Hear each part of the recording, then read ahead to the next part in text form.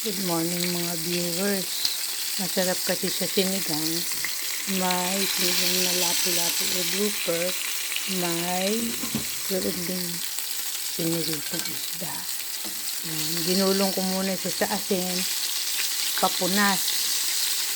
Tapos, bago ko igulong sa harina para hindi siya malabsa.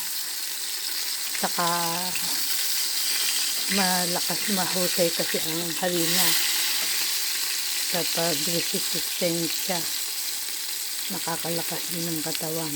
Ganun din ang mga tinapay na kinakain, pati itong itlog ng grouper o lapu-lapu, nakabili ako sa Island Pacific.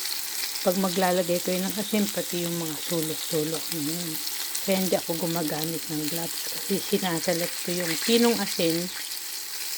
Mamaya tutusok-tusokin ko yan ng tinidor para pumasok yung mantika.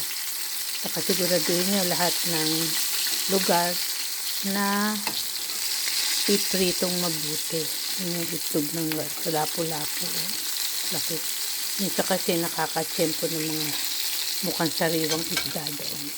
Thank you for watching. Don't forget to click subscribe and so you will be updated for my upcoming videos. Bye.